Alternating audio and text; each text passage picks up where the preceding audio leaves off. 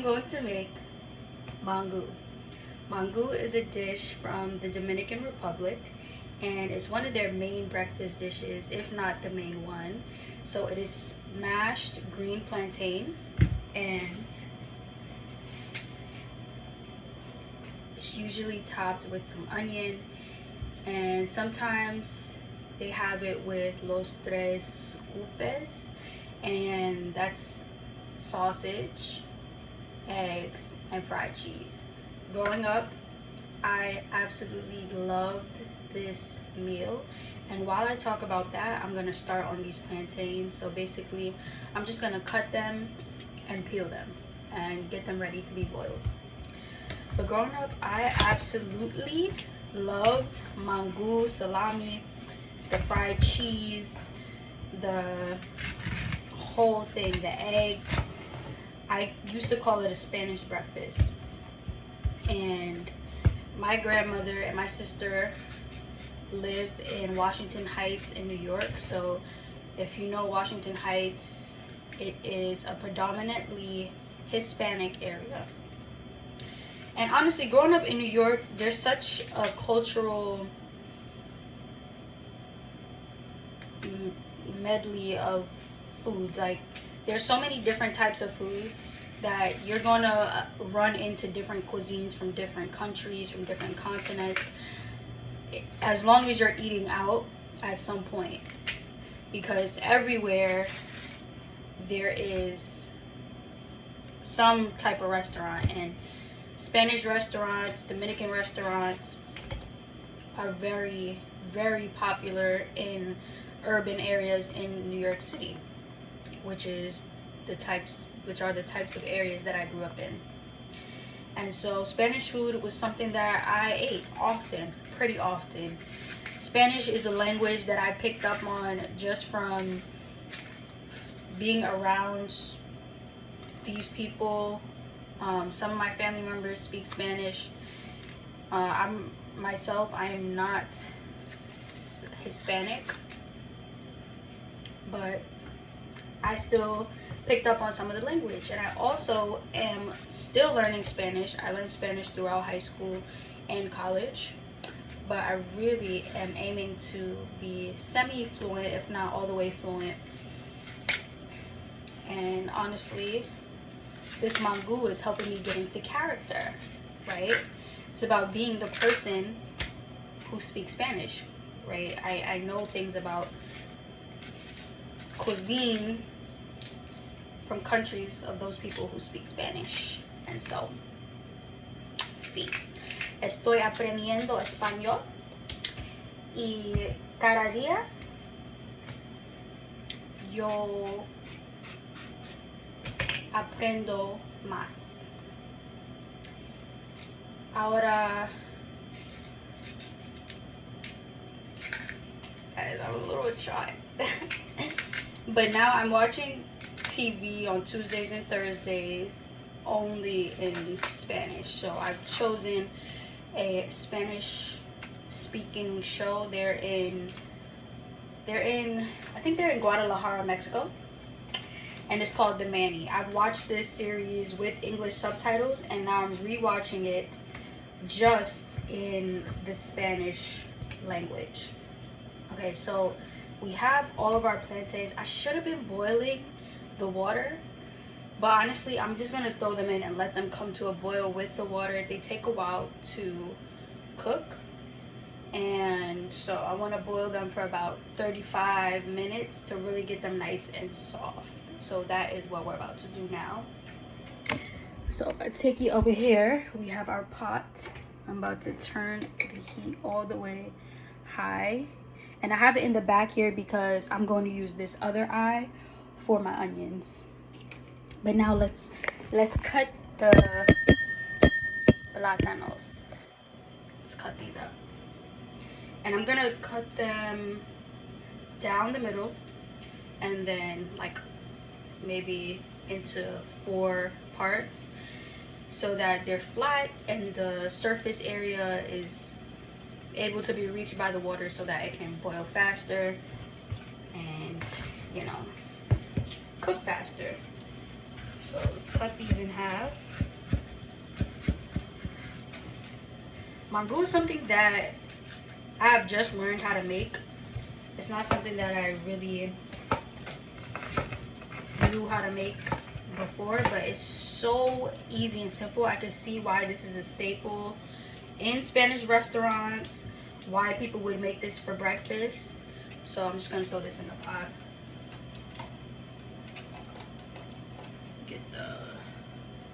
Get those boiling.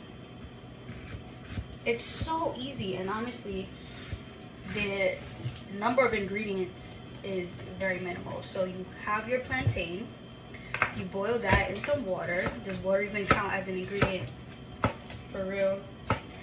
Then you have your salt. For the onion, you have the onion, more salt. You have vinegar. Very key component is vinegar.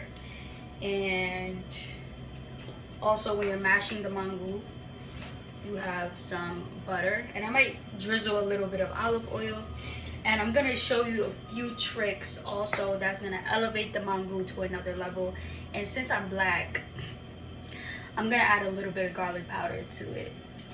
And I'm just using some of this garlic powder because as a black person, I like season. I like extra seasoning. Sometimes salt and pepper can do it. If I'm doing, say, a baked potato, I'll do like butter, salt, and pepper. If I'm doing white rice, I'll do butter, salt, and pepper. This can be done without the garlic powder, but like I said, we gotta up the seasoning. Just a smidgen, like just the garlic powder. And who knows? In Spanish restaurants, they might use adobo seasoning. It just depends on where you go. And to me, it's very interesting how a lot of Dominicans do not identify as being a black person, as being part of the black community. I find that so interesting. Like, if I told you I was Dominican, you would certainly believe me. And I look black. So I wonder why people are so against being called black when they're Dominican. Even if, like, you know, in a lot of Spanish speaking countries like the Dominican Republic, Puerto Rico, Cuba, there's a lot of racism, or not racism, colorism, I'll say. And so they think that being black, I'm not gonna say they, I'm gonna say some, think that being black is not something to desire, that is something that's undesirable, that is something that will bring down their worth or something like that. And they'd rather be called, say, Dominican, or some people even say, like, I'm white this, like, I'm a white Puerto Rican, I'm a white Cuban. Very interesting, very interesting. So I want to hear more opinions about that, because mine is that if you look black, you have a heavy concentration of African genes in your body, which is not something to be, you know, mad about. I think it's a point of pride for me, because I'm a black woman, and thank God I came to this earth as a black woman this time around, you know what I mean? I know I wouldn't want to be anything else. And I would like to see this more throughout our communities. And I think whatever you are, be proud of what you are. I just think particularly for black people, being black has been such a thing that people don't appreciate or whatever. So yeah, just a little cultural thing I found interesting for people in those Spanish speaking countries. Sí. Entonces yo voy a cocinar los plátanos in the pot. And let's move on to the onions. I'm gonna throw this all in the garbage real quick. Then actually I'm gonna wash my hands and you'll see what's next.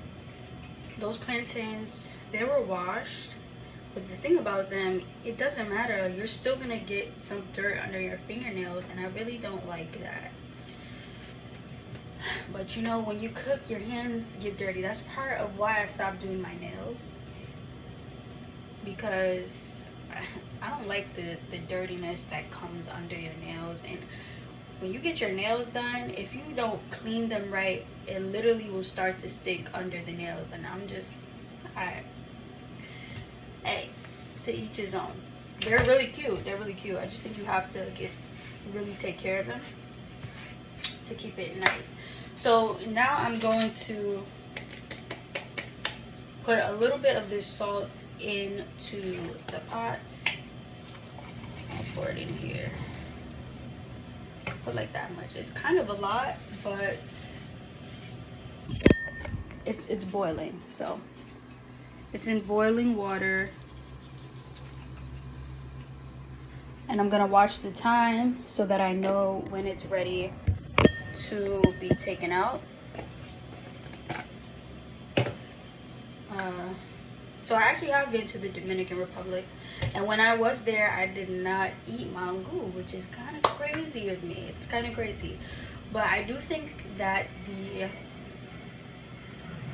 Spanish food in Spanish restaurants in New York is very close to authentic, because I feel that the people who work there are fresh off the boat from the DR. And when I did visit, I could taste those same flavors in the chicken, and I could taste those same, I don't eat chicken anymore, but when I went there I was, and I could taste the same flavors, the similarities, and I was like, oh, this is really good. It's kind of different with Chinese food, just to switch cultures really quickly. In Chinese food, there's a New York style Chinese food that you will see in New York. You'll see in a lot of urban communities throughout the states. Like you probably see in Jersey, Philly. I'm seeing it here in Virginia. There's this particular New York style takeout Chinese that isn't very close to what authentic Chinese food tastes like, and I find that kind of interesting. I think it's because they're appealing to the taste of the people in those communities, which is a lot of the time Black people. And so they have different things, like they'll literally have chicken wings and French fries. I grew up eating wings and fries with ketchup, hot sauce, and barbecue sauce all over.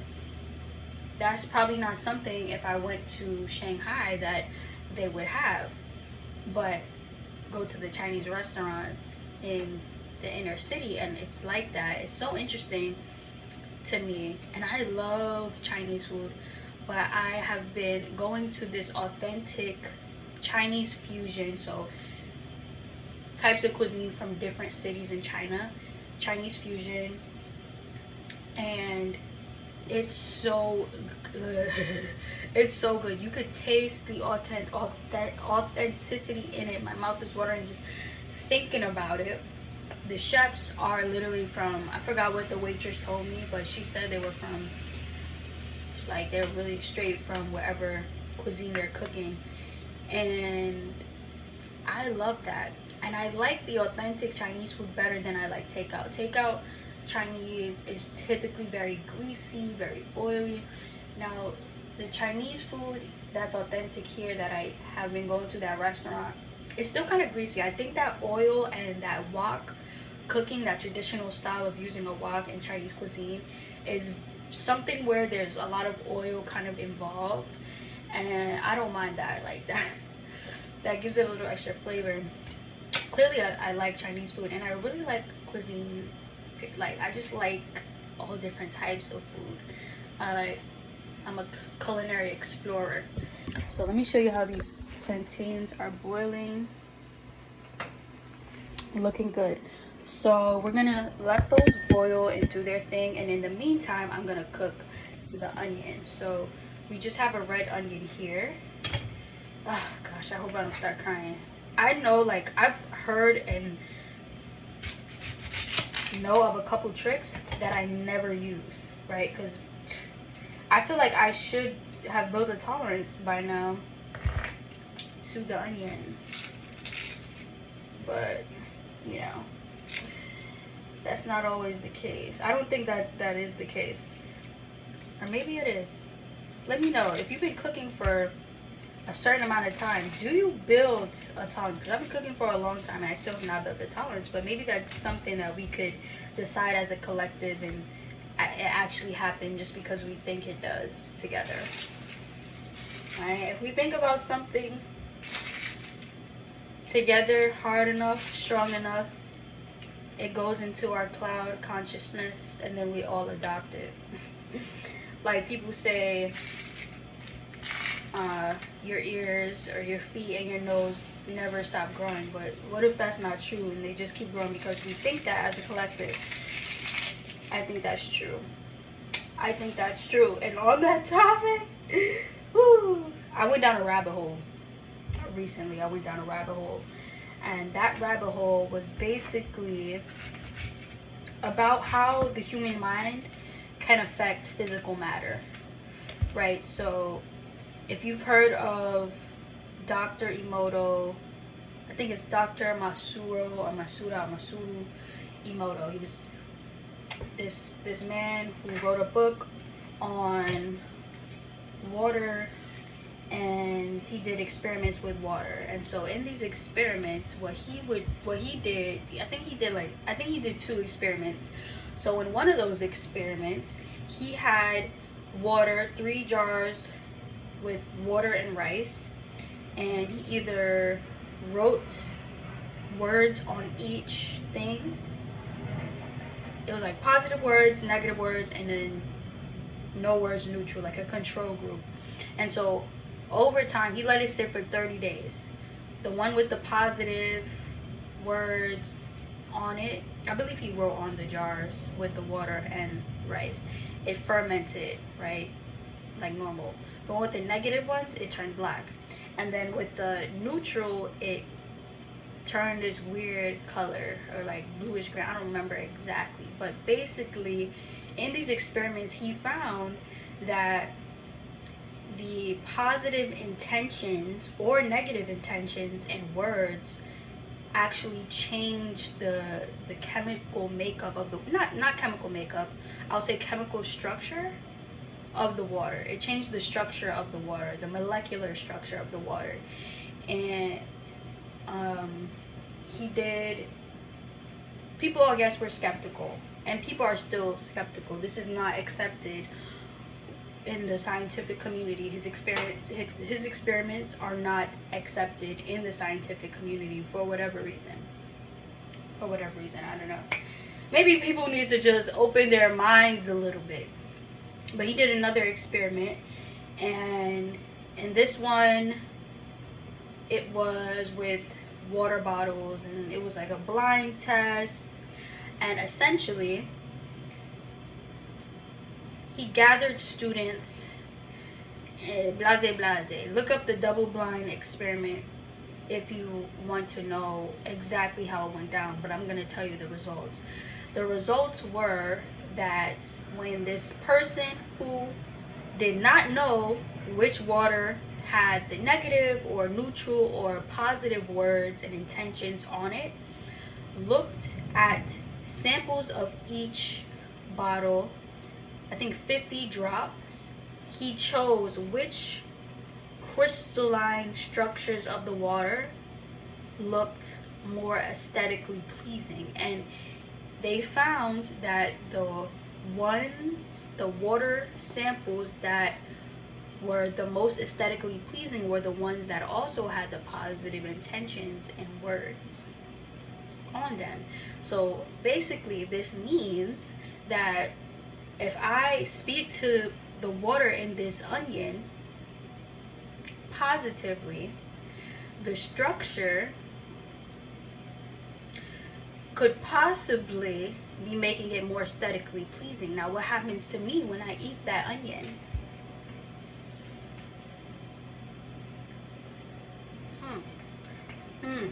what happens to me. And I think this is important. And also there was another study, I'm going to explain why I think it is important, but there was another study showing that structured water, right, when the water looks aesthetically pleasing, the structure looks nice. I think it's also called magnetized water. There's more names. They did a study with rats, because they're always doing studies with rats, because whatever, our DNA is similar.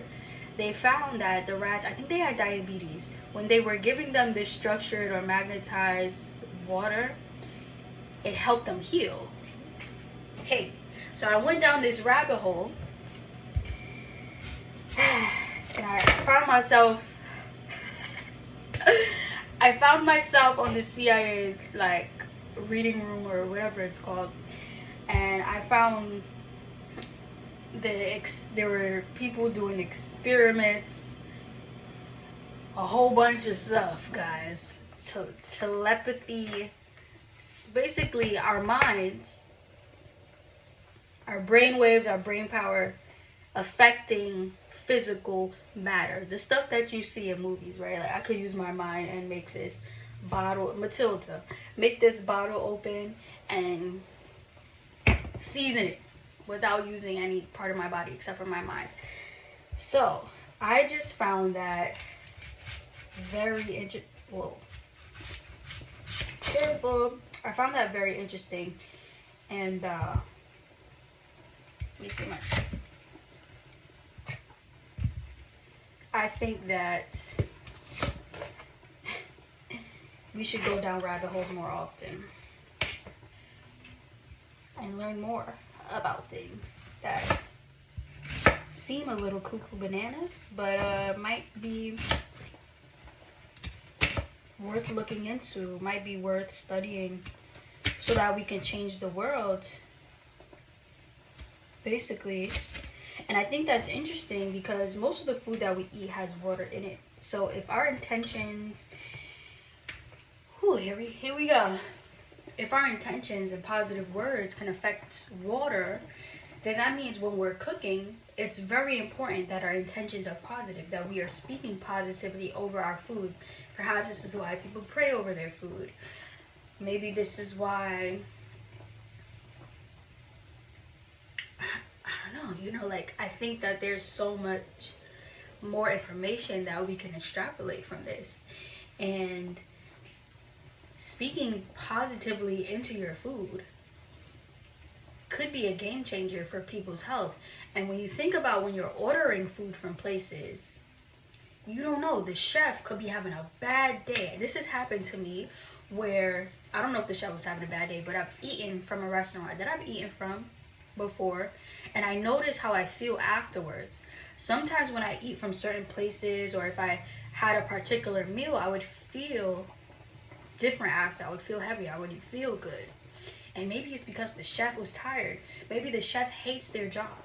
Maybe they just got yelled at by somebody, but they gotta still keep cooking because the orders gotta come out. And that goes into your food. And then that goes into you. And it makes you feel some type of way. And you don't even know why. It could have just been that you ate somebody's bad intentions. You ate somebody's negative feelings. I think this is also important when we're watching TV and we're eating, because those are words too from the TV. Oh, there's a big fly. Those are words from the TV that we are ingesting when we eat, basically. So I'm cutting these onions very thin. Show you what's happening. Cutting them very thin. This is all going to separate in a second. But this is how I want them: long, thin, and this is gonna come out great as a nice, lovely topping for our mangú. But that's the rabbit hole that I went on recently. And it's something that I've explored before, something that I've talked about, how water is, very important for us, the way that we speak to ourselves, because we are also water. We're about 70% water. Honestly, a lot of people are probably less than that, and children are more water than adults, which I also find interesting. Children.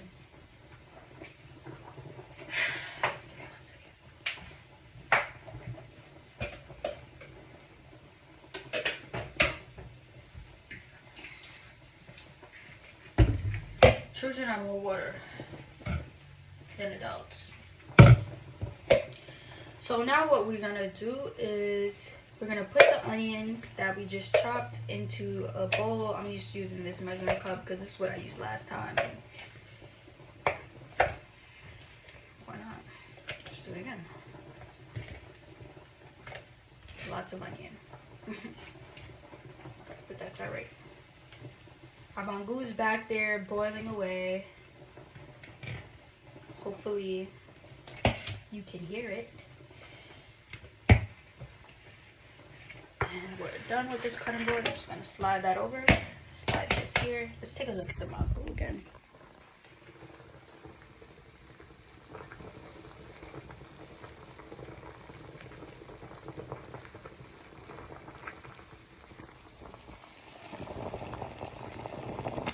That sound to me is very, very satisfying. Very satisfying. So basically, when you have your chopped onion, you're gonna grab a little bit of salt, sprinkle that. This salt that I have is Celtic or Celtic sea salt. I think it's Celtic, and it's very salty, so I tend not to use too much, or I attempt not to use too much. It typically still comes out pretty salty because it's a salty salt. And with this, like I said, you don't need too much, and we're just going to add a little bit of vinegar. I'm not measuring any of this, so I'm just going to pour some vinegar over the onion. Right, we don't need too much. We just want to have this sit in this mixture for a few minutes, and we are going to just mix it all together. Make sure that vinegar gets on each onion. We want the vinegar to touch each onion. This actually, I believe, helps to get rid of some of that onioniness. Believe it or not, I think that the acid cancels out a little bit. So it helps with the strength of this allium, this onion. Onions are in the allium food group, along with garlic, shallots, chives, things like that. Things that have that oniony flavor or that strong garlicky flavor, leeks, things like that. Those are allium. So I feel like acid just helps to neutralize that.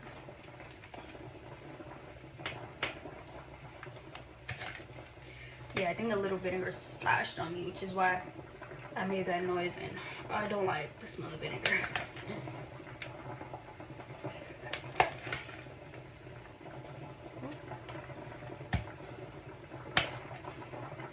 See something?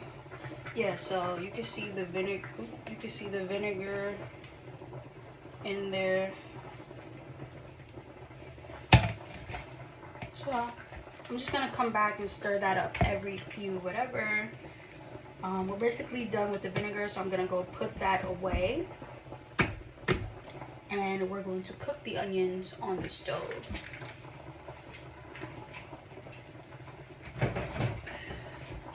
So I need a pot or a pan.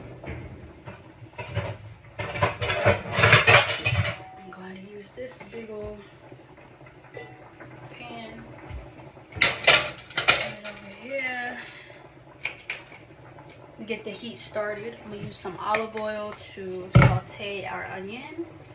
I honestly don't know how long the plantains have been boiling at this point. Let's see how long I've been recording.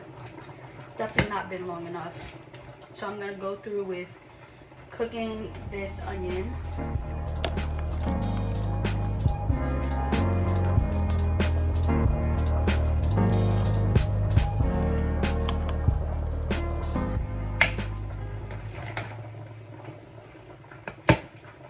And then we'll move on to the fun mashing the plantain part. Yeah, I wish I had something to snack on right now because I'm hungry, honestly. I wish I had a smoothie, you know, like something to sip on that's gonna fill me up at the very same time. I love smoothies. I absolutely love smoothies. Smoothies for me are like a portal into whatever I want to do at that time. So if I want a smaller waist, the smoothie is that portal, because the smoothie is gonna fill me up. The smoothie, I can put waist trimming ingredients in it. I can put, you know, stress reducing ingredients in it, such as maca root or ashwagandha. And the stress is gonna help my waist shrink, because sometimes like that stubborn belly fat and stuff like that is related to stress levels. So you'll have higher stress, your body is holding on to the fat because it thinks we need it. There's a famine, we need the fat, we're stressed. But if you reduce that stress inside, the waist starts to shrink. You could add whatever ingredients, you know, like stuff that's great for digestion to get your body moving. Waist starts to shrink. You know what I'm saying? So I like to use smoothies as a portal to whatever it is that I need to get to at the time. Whatever I have, whatever I want to have more of in my life. That's what I like to do with the smoothie. Yeah. I have a bunch of smoothie recipes in an ebook that you can find in the description if you want to use one of them as a portal to wherever you want to go. Each smoothie in that ebook has a particular herb, a particular nut or seed that's going to have an array of health benefits that's going to get you to where you want to go. So use it as a portal. You can use the whole ebook as a portal to wherever you want to go by simply investing in yourself. And speaking of health benefits, mangú of course has health benefits. Our onions are in the pan cooking oh so lovely.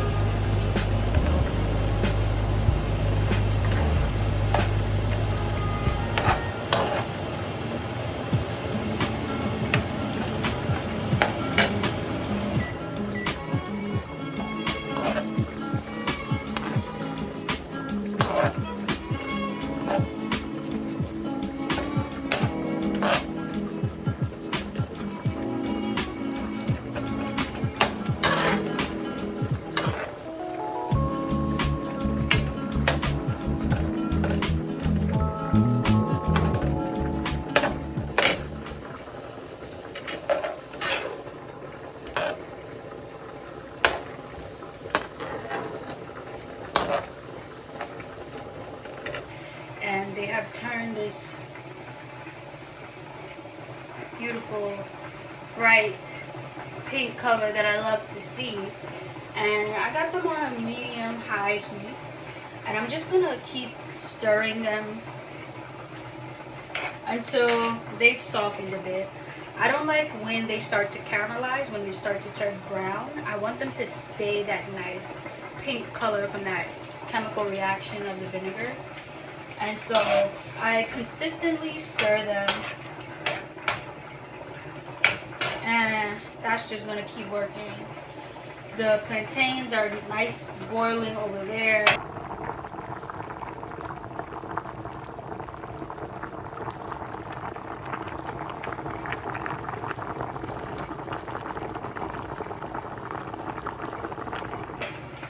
that going. Everything is looking good, looking tasty. No extra seasoning for those onions. They're bursting with flavor already. They're onions, plus they were soaked in vinegar, and I added a little bit of salt. But one secret tip that I have to bring some extra flavor into the mangú is that vinegar that the onions were soaking in. That vinegar has turned pink from I forget the name of the thing that makes the onion purple. Same thing in beets and other purple things, grapes and stuff. It's some compound, some natural thing that's really good for our bodies. But this nice pink vinegar, we're going to spoon that into the mangú as we mash it. And that's going to bring some brightness, some acidity, and some flavor, some extra flavor to make our mangú extra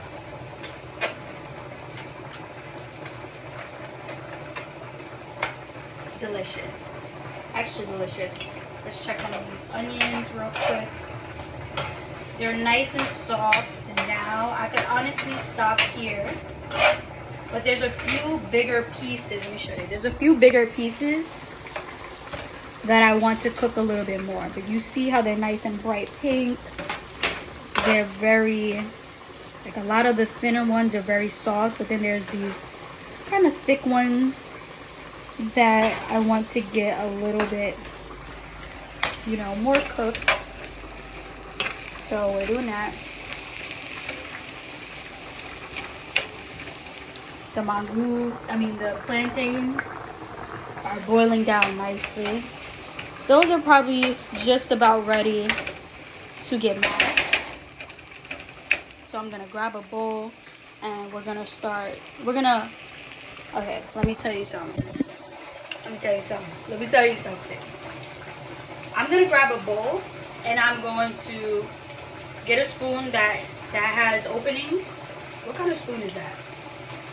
I don't know. A spoon that has openings for the water to drip out. And I'm gonna scoop the plantain out because I'm turning the fire off these onions now because they're sounding like they're starting to cook really, really well or too much. So I don't want that.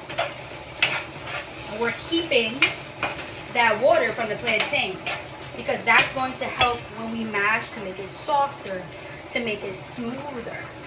And that has a little bit of salt in it because we added the salt. This also has a little bit of salt in it.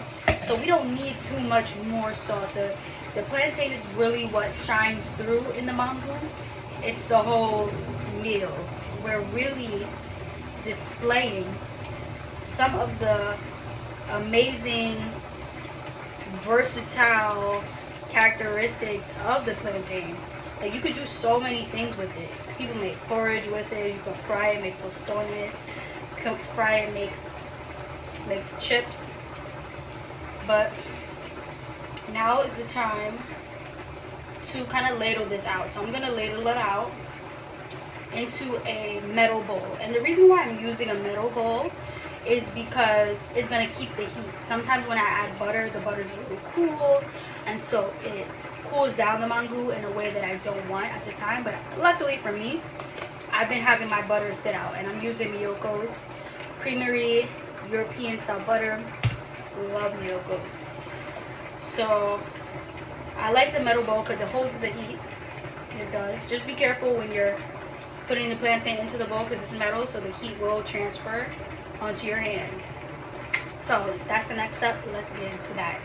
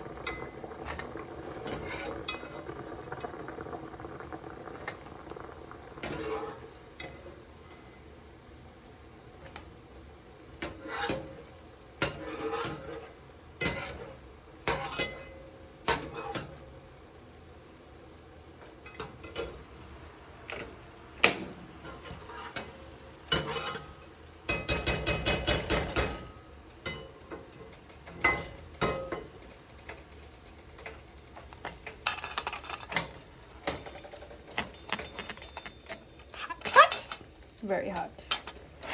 Just gonna grab it.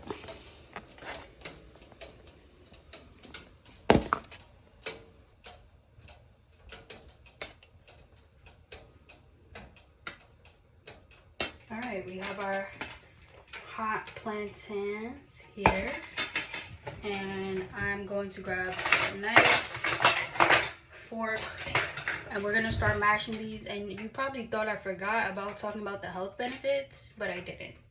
So let's discuss that while we mash this up. And at this point, it should be very easy to mash because it's been boiling for a while. And we basically just add ingredients as we mash. So actually, let me add a little bit of salt, just a pinch.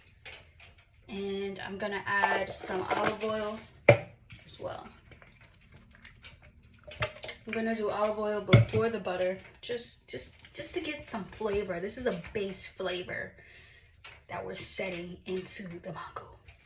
And mangu is full of fiber, so don't be surprised if you eat this and you have to go to the bathroom soon.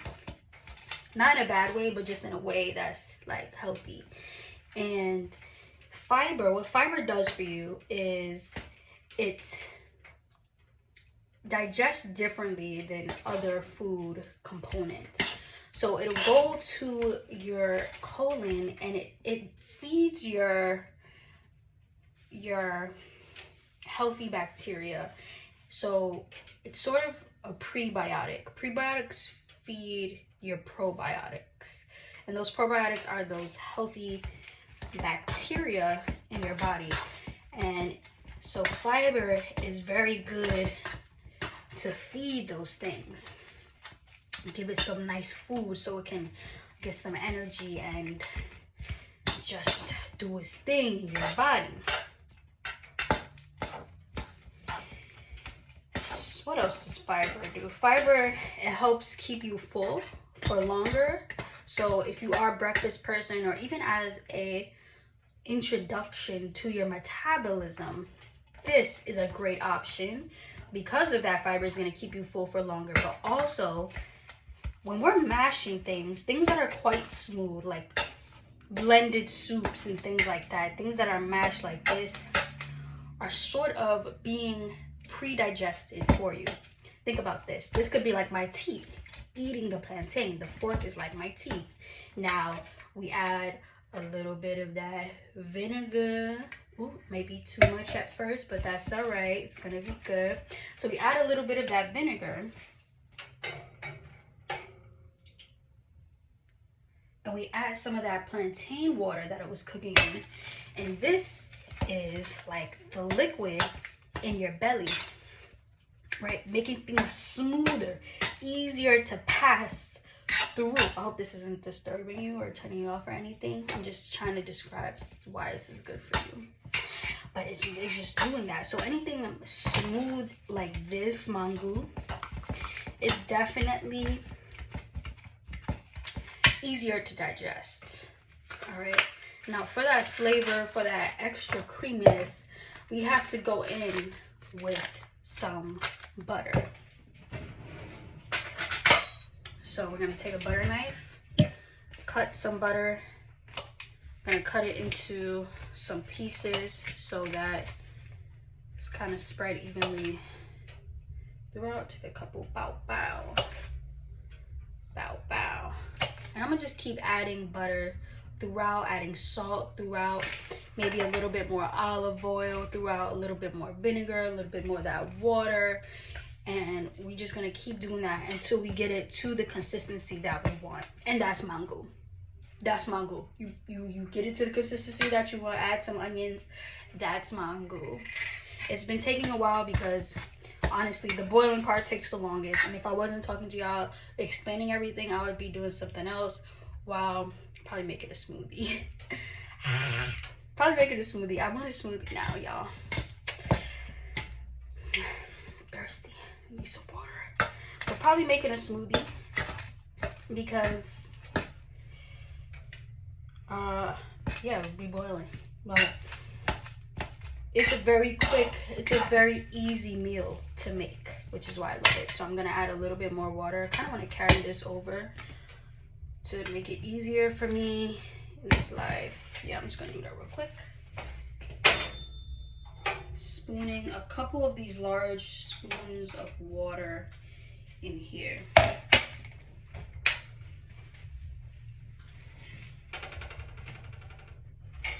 And you want to do it little by little because you don't want to overdo it. You don't want to compromise the texture of the mango.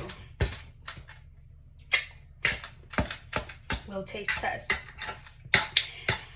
But you know, I'm kind of glad I didn't make a smoothie because my appetite is full and ready for this. And you want to mix it up, make sure any pieces underneath are getting mashed well as well.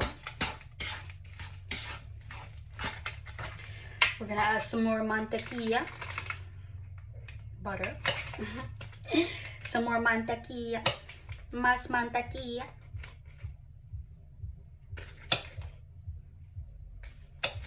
Sometimes I like to rap in Spanish. Más mantequilla.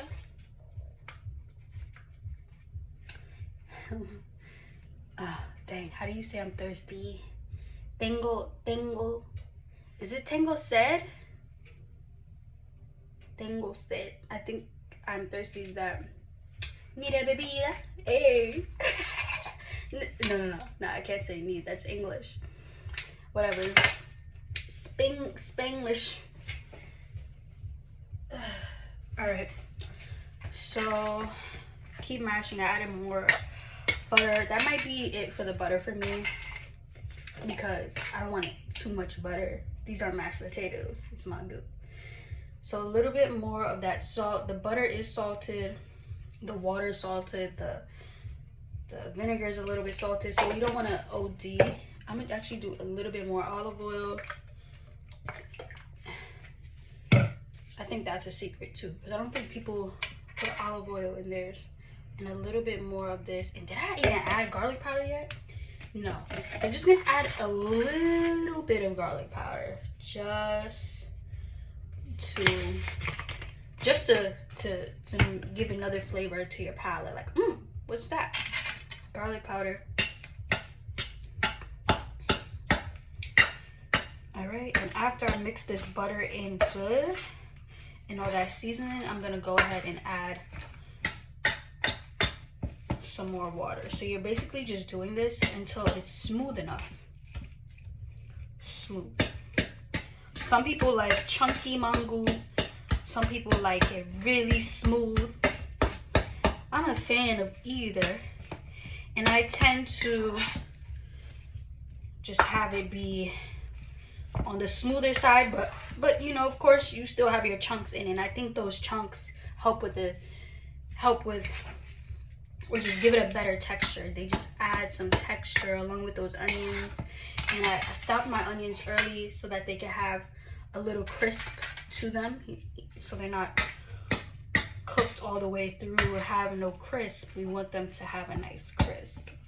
And if your mangú is looking dry, you add more water. You add more butter. You add more liquid to it so it's not so dry. This right now is looking a little bit dry. So let me just bring the pot over here at this point so y'all can see how much water I'm adding. Got this.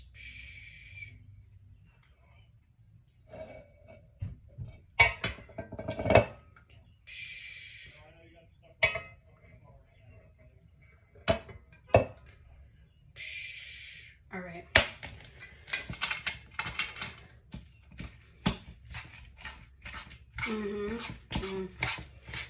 Yep, just need a little hydration.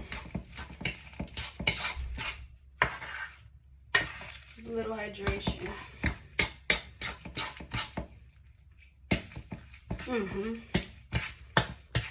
Yeah.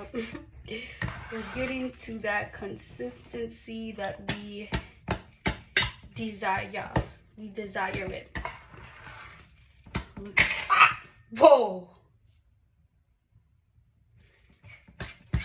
And yeah, a little on the side there that I need a paper towel that I don't really want to be. Just get one. All right, so I'm gonna add, like, I don't want to add any more butter. I feel like I've added a lot of butter, so I'm gonna add a couple more kind of ladles, mini ladles, just spoons. I'm gonna add 3 actually, so a few, not a couple. 3 more, and I'm gonna add a little bit of salt, just a little bit. Don't say anything. And the good thing about these, did I even explain all the health? I didn't finish. These plantains also are full of potassium, which is the counterpart to sodium. So it's basically balancing itself out, you know? So potassium does, honestly, every vitamin, every mineral has so many functions in the body. And so potassium helps to regulate hydration. It helps with, it just helps with, what else? Helps with your electrolytes. It helps with like water content outside the cell. It helps with your muscles, soreness. It's gonna help with a lot of things. And you can see that consistency now is giving smooth. It's giving mango. Ooh. Ooh. It could be even smoother.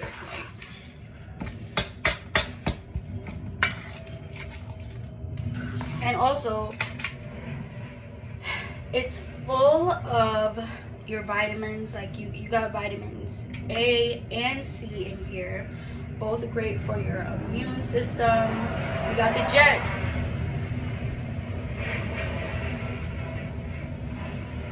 There's airplanes.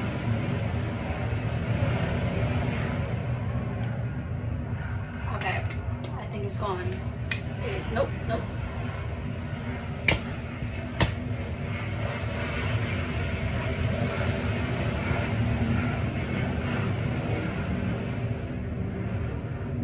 Okay.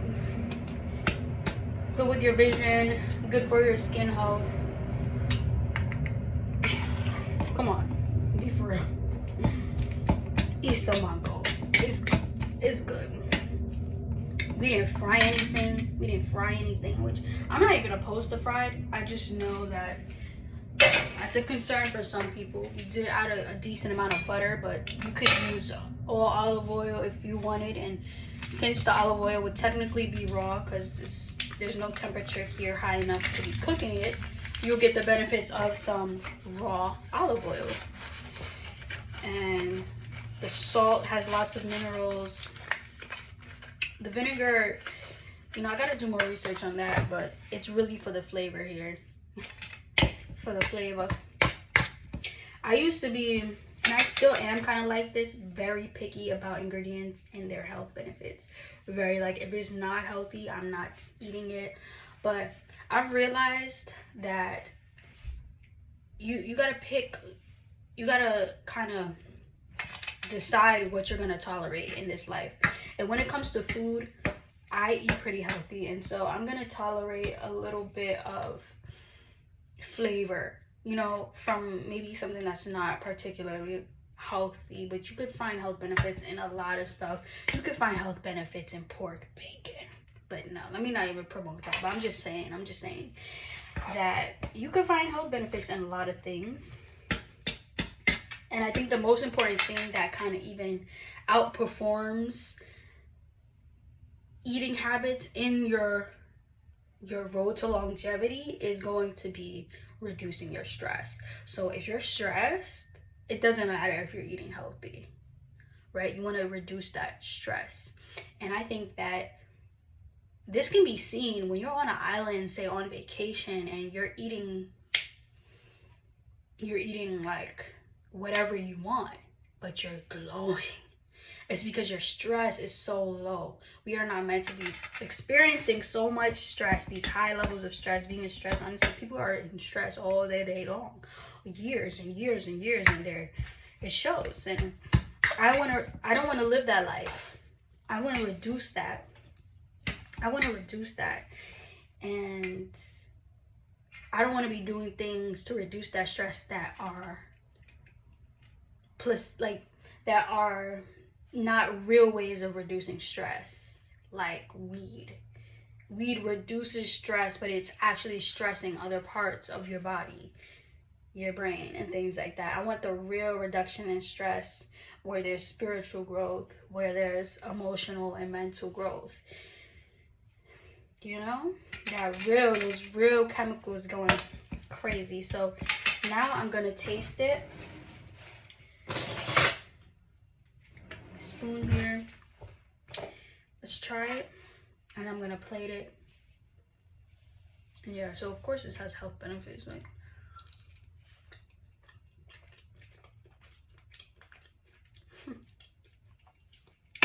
that's tasty. Still a little bit dry though, I will say. So let's go ahead and I'm gonna add more butter. And the thing about Miyokos, it's really delicious. I think it's one of the healthier options for butter out there. And I'm also gonna add some more water. At this point, we just pouring it out the pot. All right, but this should give us that moisture that we want. We don't want nothing dry. Sorry, boo. If you don't like your food, that's one thing. I'm gonna enjoy my food to the max. And it also helps me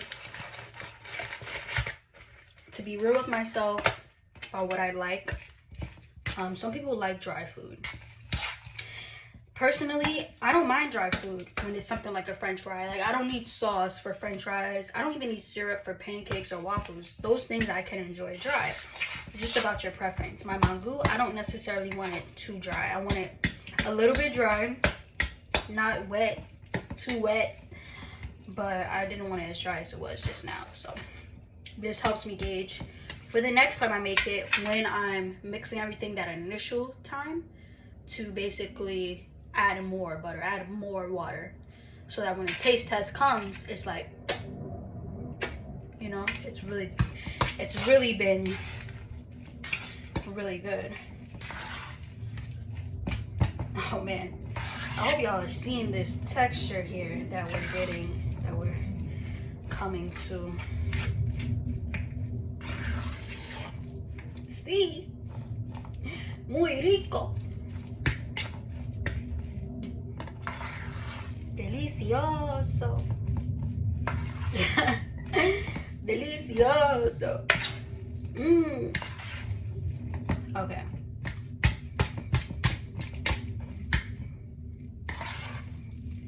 Yo, this though, like right now, this is giving, hold on, let me do that one more time where it's like you can really see what we're,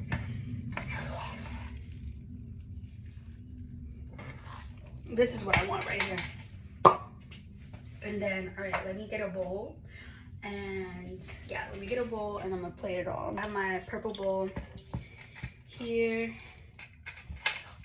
I'm just gonna scoop some. Woo! With this fork. Nice, nice. See how it's sticking? There's a lot of starch in this also, but it definitely helps get the bowels in a nice place because of all the other benefits. And I'm just gonna scoop some of these onions straight off the pot. I'm gonna top them on the mangú like that. I personally like these onions a lot. They're gorgeous. You're gorgeous. Talk nice to your food, because we talked about that already. So these are gorgeous. All pink. Ooh. I love a nice color. Oh, I had a spoon already that I ate with. So let's give it a taste now with the onion. It's giving soy dominicana. Soy dominicana. Soy Dominicana. All right. Yeah. I want the onions on the spoon. Like, get on the spoon. Whatever. Let's eat that.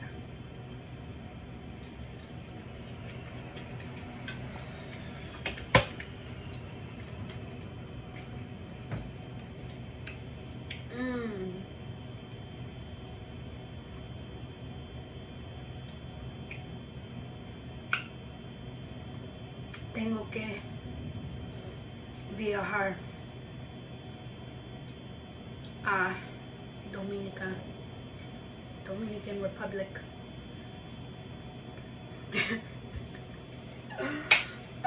That's good though. That's really good. That's really good. And it's not overly, this is one of those things that's just, you know what I'm saying?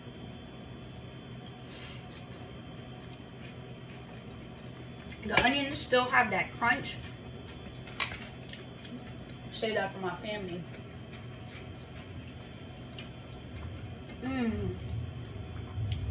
The onions still have that crunch. And so, this is so good. And there's still some bites of plantain. Like, it's not completely smooth. The extra vinegar from here that was soaking, it really elevates it to the next level.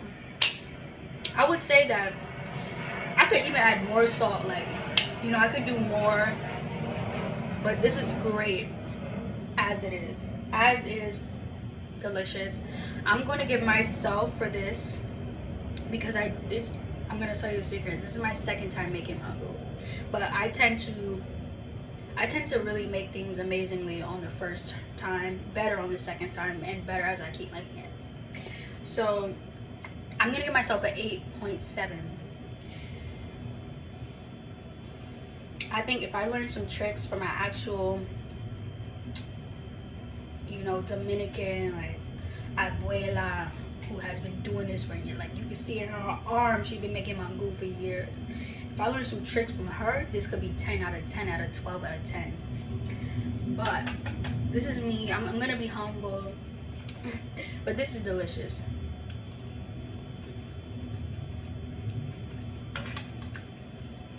And honestly, I know this is better than some of the Dominican people out there making this. I know that because I've had different mangús. Like, this could be in a Spanish restaurant in the city. Sell it. Stay golden.